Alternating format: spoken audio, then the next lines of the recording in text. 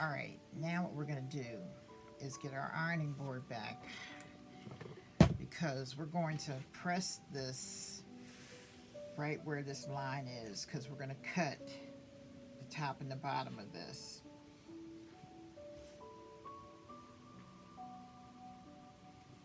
So we're going to press it down nice and flat and crease it where we want it to cut, because ideally what you want is to have this seam right here be approximately 2 inches from the bottom. Okay, and this way you don't have to try and measure out the other cut. We're just doing this from cutting. Like I said, we're going to iron this down nice and flat, so that these seams are going to be our cutting lines, basically. And I'm just going to go ahead and iron the seam downward while I'm doing this. Okay, so now this is flat, this part is folded over.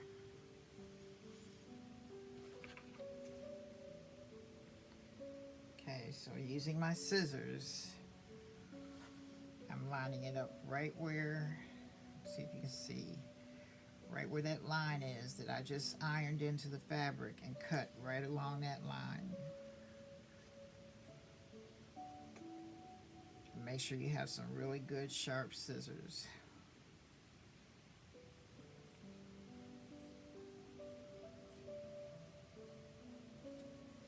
Okay, so there, it's a nice straight line. And now I'm going to do the same thing on the other side.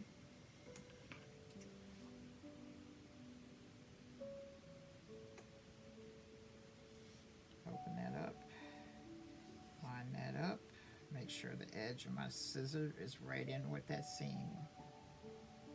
Not that seam, but the crease that we just ironed in.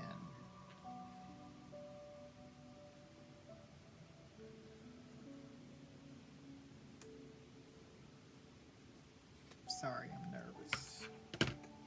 Okay, now I have 2 pieces. One is nice and flat, nothing there, and one has a little pocket to it, a little opening for a pocket right here. Okay.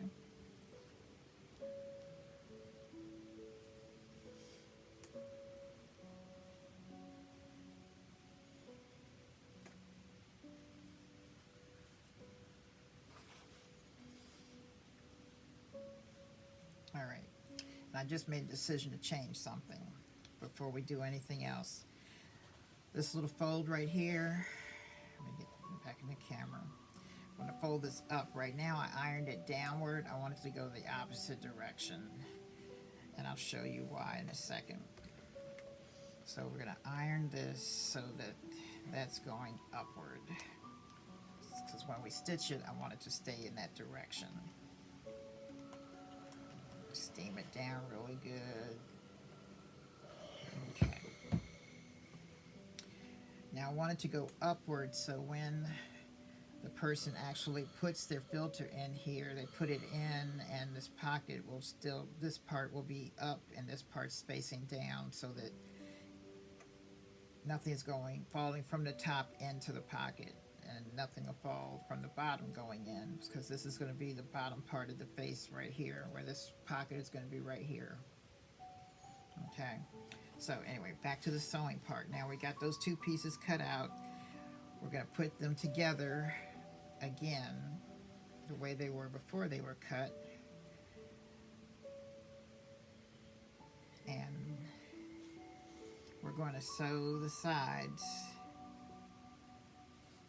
and leave the tops open for now. It's top and bottom open. Sides are going to be sewn on each side. So I'm going to move this out of the way. Iron over there. Bring my sewing machine back.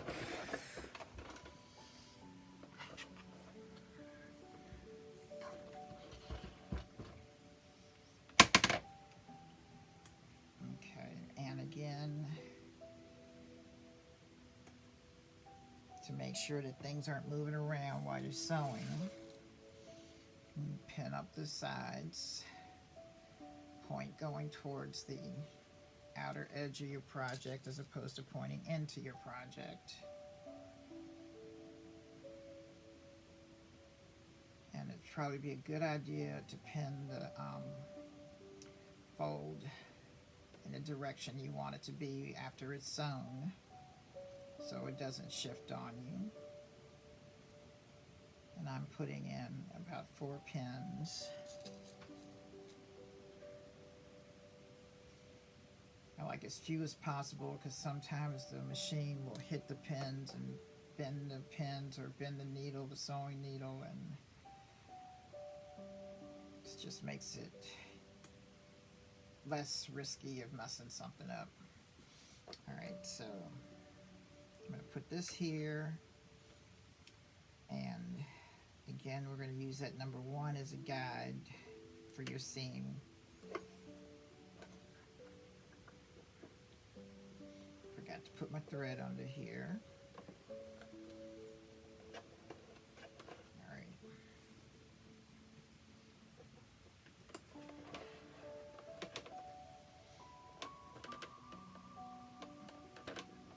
Okay. Starting. Now go back a little bit to reinforce that seam. Now going forward.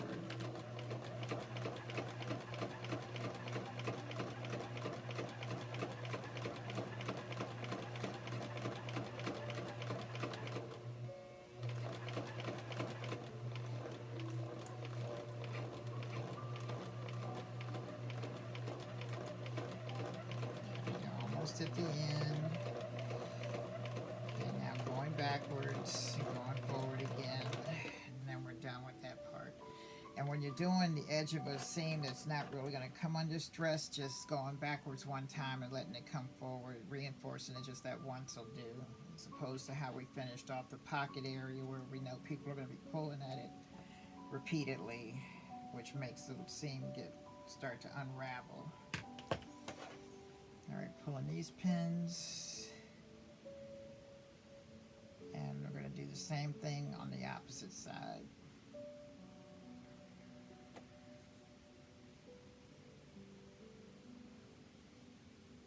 Put a pin at the bottom,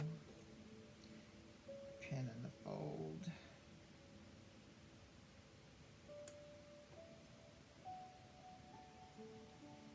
Another pin part way. And a pin at the top.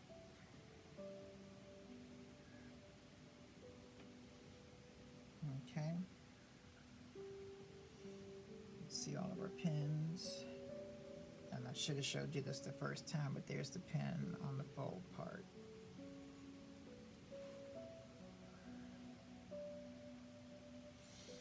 Okay. Now again, we're going to where you have that number 1, that line there. Thread underneath, and this is a very big habit, and I haven't sewn in so long that I keep forgetting to the habit of putting my thread underneath and making sure it's laying where it's supposed to lay, and making sure that I'm holding on to it at the first stitch, because otherwise it bunches up underneath, and sometimes it doesn't matter, but other times it does, so it's best to make it a habit of doing it right the first time. Okay, ready to roll.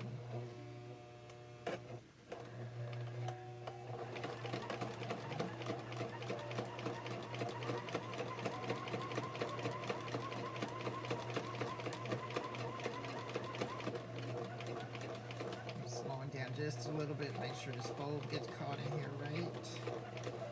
Alright, beautiful. All the way to the end. Coming back some. Back out. Alright, now we're done with that part.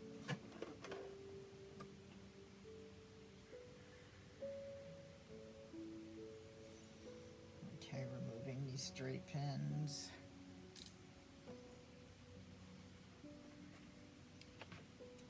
Excess thread, and I usually use smaller scissors, but I didn't bring them to the table, so I'm not worried about them. Alright, now the next thing we're going to do is we're going to sew the top and the bottom That's why we cut it, because we have to sew, we have to have a seam up here, but in order to run our elastic, we have to have an opening.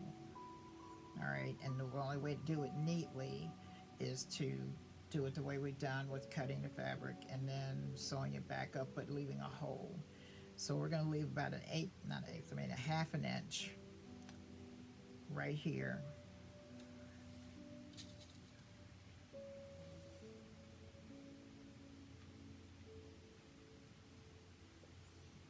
Okay, right there I have a needle, and half an inch from this seam line is what you're looking at. You want to leave an opening that's a half an inch wide from the side seam. Okay, so when we stitch this part, we are not going to stitch within that half an inch that we're going to have on either side.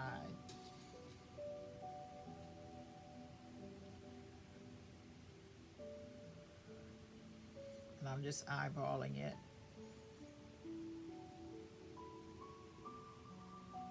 That's bent. Okay, so about a half inch right here. Alright, so then we're going to have those 2 half-inch openings. We're going to do this on the top and the bottom.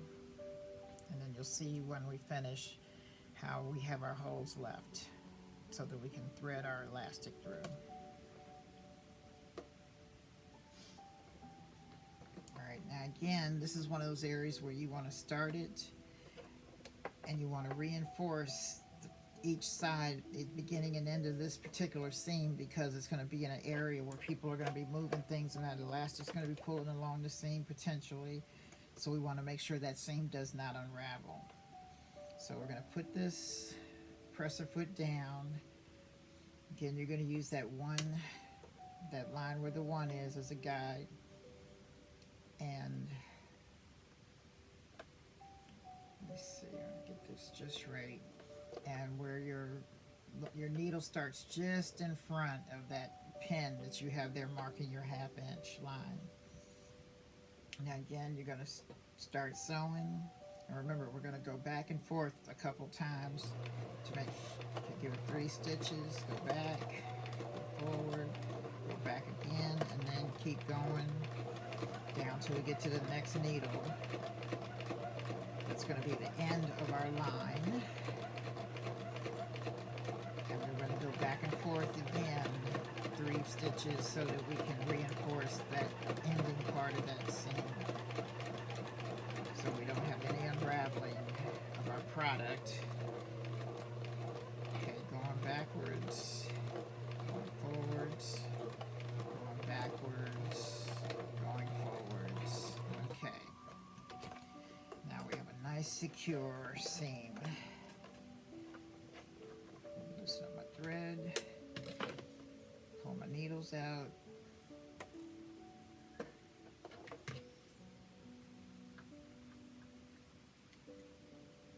Snip my extra threads.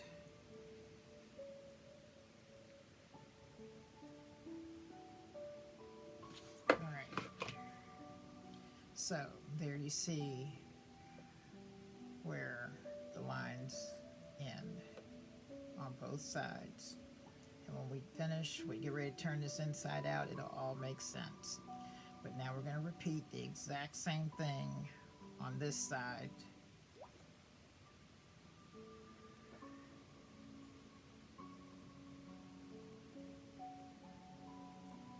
Half inch.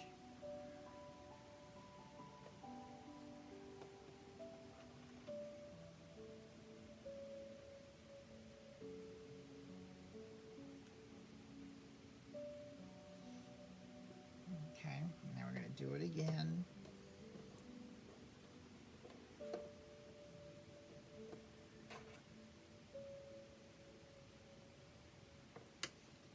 Have our first stitch right in front of the pin. Okay, holding on to my threads. And for this, I can intentionally use a thread that is contrasting so you can easily see what I'm doing and what the finished desired effect is, or desired project, or desired seam, or whatever is present and easy for you to visualize. All right, so we're starting off, and again, we're going to go backwards, forwards, backwards, and then forward. We'll keep going, staying aligned with that line where the 1 is.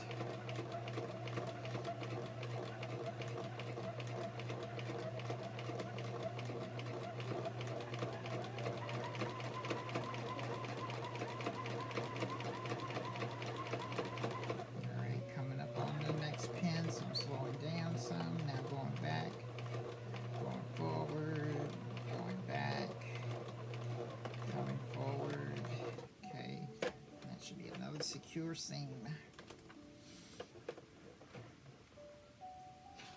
Alright, snipping my threads, alright, although I do have a cutter on the side of my machine.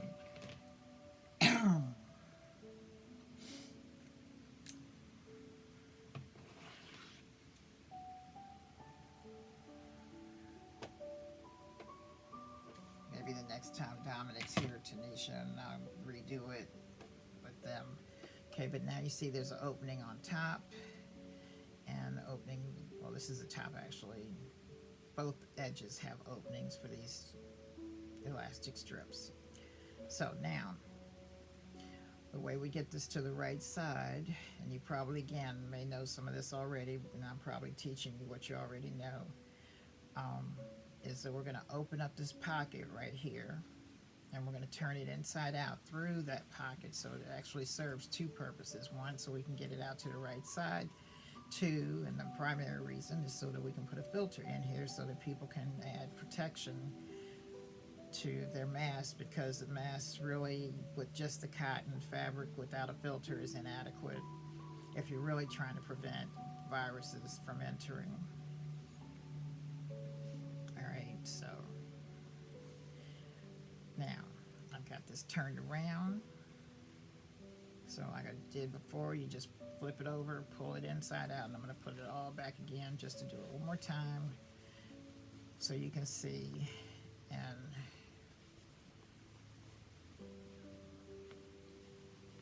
push all this back out again.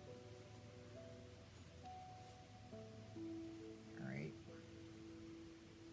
Again, we have our finished project. Pocket hole is right here. We're just going to open it up and start pushing from the bottom like we're doing, turning socks inside out. It's that simple. And then use your fingers to manipulate it to the edges to try and make it look like a square or rectangle, whatever we're doing. But so that all the edges are here. Okay. And then ideally, I'm going to iron this again, but first I want to make sure I identify the holes that we want. But what I do with my paintbrush right here. Okay.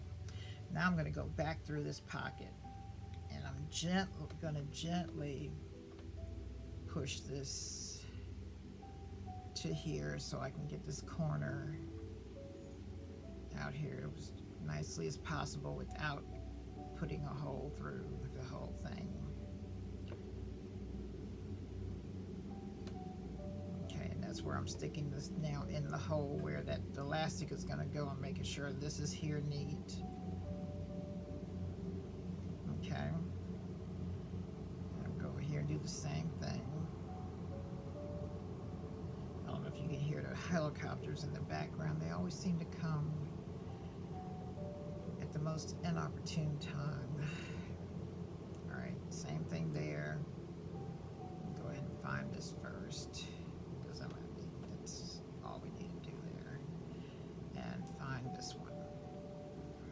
This one needs a little more pushing out, because you want it to be kind of smooth. You don't want it to be bunched up. Although it's not going to matter much once you get the elastic in there. Okay. So now, oops, I missed one. Or did I?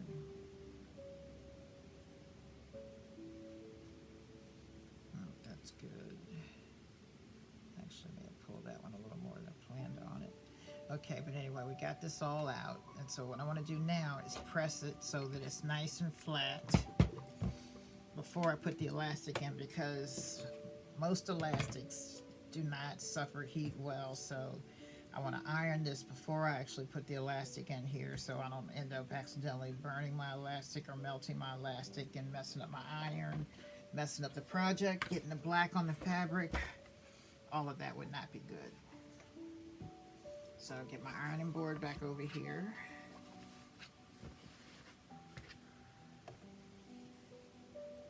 Okay, we'll start with my back. I'm put the bottom down, lower part facing me, closer to me, so I can make sure that when the pocket should be where I can just slide my hand in here, and there's a lip over there, so easy access for somebody to put a filter in here.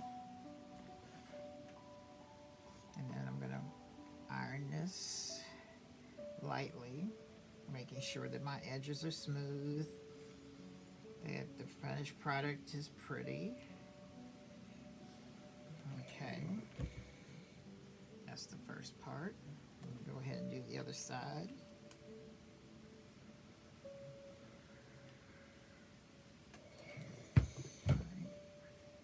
There's the other.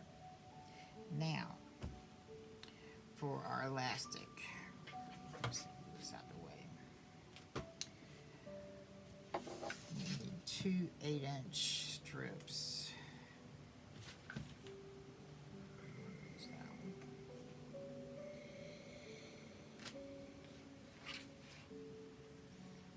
Okay, so I'm gonna cut this one.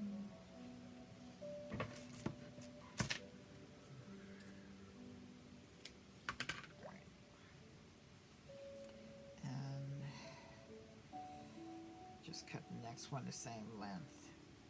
Now again, if you're mass producing, you can just sit down and do this part all at one time, or have your mother, your brother, or somebody just cut out all these strips for you, so that's one job that's done. And watch out for stuff like this, because I see right here I've got a big mess on a new roll of elastic that I'm not really going to worry about, but there's another big mess. I might have to worry about this, but that's a flaw in the elastic. I shouldn't have these in my elastic that just came in the other day.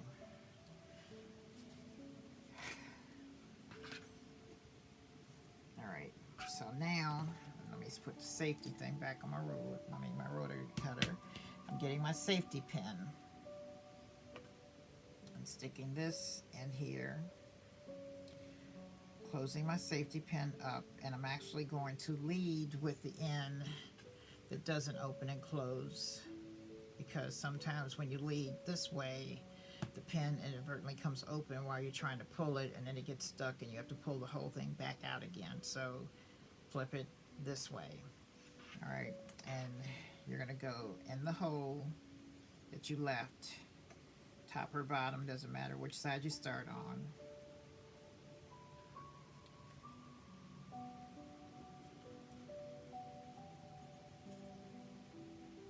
Only thing you want to do is make sure that you don't pull it all the way through and lose the other end and have to start pulling it out all over again. And so you're just pushing it up, pushing it up. And you find your opening.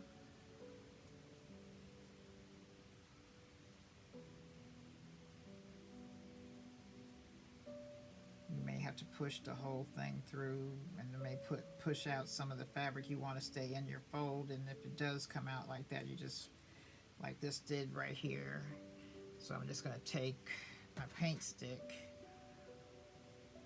or a clothespin or anything that I can push that back in with, a pair of hemostats that your mother can furnish you with, which has now become a standard for most seamsters have a set of hemostats at the ready. Okay. And I was trying to figure out the easiest way to secure this elastic for you when you sew it. So I'm going to show you that after I get the other piece threaded through. And I'm going to go ahead and pin this See, I just stuck a small pin through here, securing both pieces for right now so that I can get the other side threaded. And again, putting the safety pin through the elastic, securing that. Then I'm using the bottom end to lead with going through a hole in here.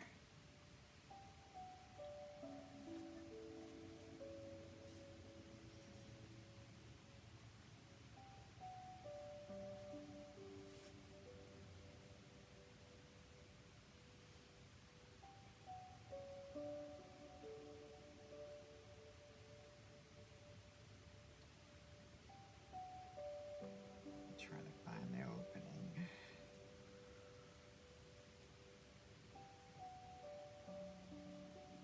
There we go. And again, I pushed the edge out, so I'm going to push that back in.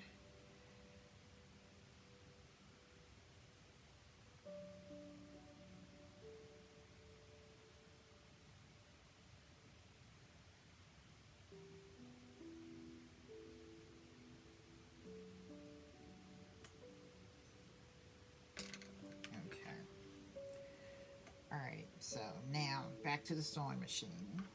Put the scissors over here. Move my machine around. Alright, and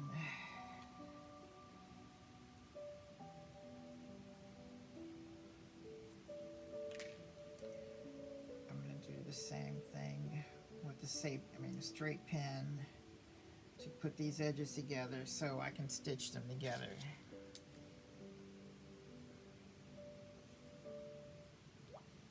Putting my pin through here, pin going down in here, back up. All right. So now this is a very tiny area to sew, and there's a number of ways to do it. I'm going to show you the easiest way. And if you want to, in order to make sure you don't have to put your fingers too close to the sewing needle, you can cut out a longer piece of elastic. Say instead of 8 inches, you cut 10 inches. That gives you an extra inch to hold on both ends. By the time you put that extra inch on, you've got the 2 inches, one on the bottom, one on the top, and that gives you a piece to hold on to while you're stitching this together, which is what I should have shown you, but I'm sorry. So anyway, I'm going to put this under here and stitch these two pieces together as close to this edge as I can, but making sure that I sew it well enough so that it does not come loose when somebody's wearing it and pops out, because then people don't like that, especially when you're trying to protect yourself and all of a sudden your protection fails. That's bad. So this is one of the most important parts of your job, is making sure that you sew this well enough to where it doesn't come loose. I'm going to do a straight stitch on here, but you can also do zigzag, and I'm going to do the straight, but then I'm going to show you the zigzag. Get another piece of elastic. But anyway, for right now, we're going to sew this together, putting that right there. And I'm using a tiny stitch to make sure I go a couple times through this little teeny strip of elastic, because if your strip's too large, if your stitch is too large, you might only get one stitch in. So I want to have like 2 or 3 in here, and I'm going to go back and forth several times.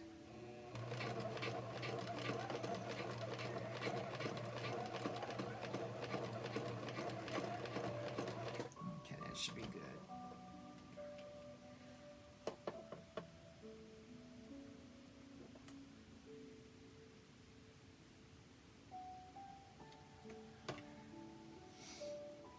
Okay. This doesn't have to be pretty, but you want to cut as many loose strings off as you can, but the goal is to have this be strong enough to where it can get pulled by you see it doesn't come apart like this, then it should be good. It should not come apart sitting on somebody's ear. I'm going to just trim this a little bit more so it slides back in easy. And you do want to trim up your threads just in case somebody's nosy and pulls it out of the casing to see how you've got it put together.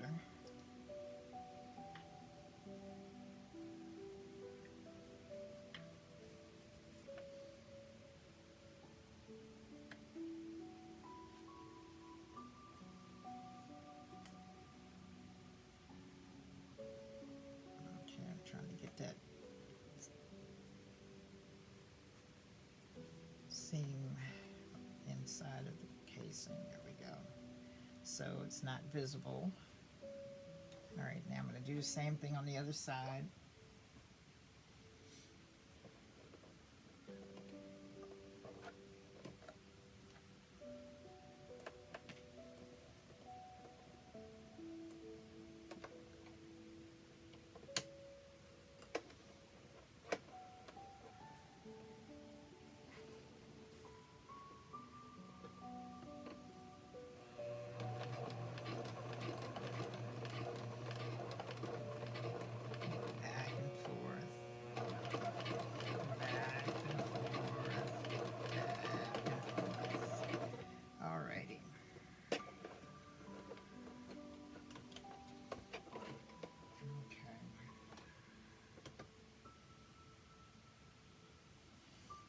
This one looks even better.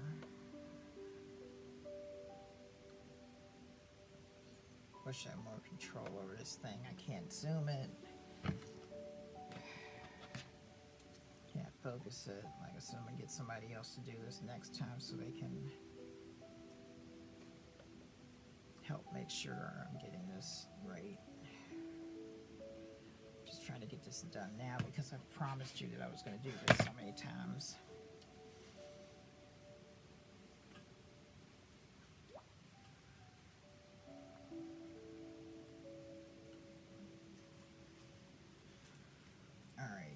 So, this is your completed project. Mask pocket is down at the bottom. It's going to go over the face, behind the ears. Got good coverage under the chin, above here. So if somebody wants to make sure their eyeglasses don't get fogged up. And like I said, you got double coverage of fabric. But you also want to try and get some, leave them an area for a filter. And the elastic probably could be bigger on my face, and my face is kind of fat, so it's a little bit tight. So the elastic could be a little looser, or the fabric can be, instead of 9 inches, can probably be 10 inches. Either way, it can be added by elastic or added by the fabric. I'll probably add the elastic. I think that would work best. Okay. The other thing I wanted to share with you with their project on I Can't Breathe. This is a total of about 2 inches by 4 inches long, which is what I think will fit on this mask, so that your mask isn't too big, but you still have, let me turn this around this way, there. Alright, you can put this on your mask. It'll fit on this current mask the way this is. If you get yourself letters that are like 1 inch long, 1 inch high, I wouldn't do anything more, but get at least 1 inch high, and that way you'll have enough room to put this on this mask. So, there you go. Oh, let me show you the other way you can stitch this elastic. The other way this can be done is, I'm not going to show you that for now. That's too much stress. So, Tori, I'm sorry this is such a fragmented project, and I'm hoping I can figure out how to make this better. Enjoy.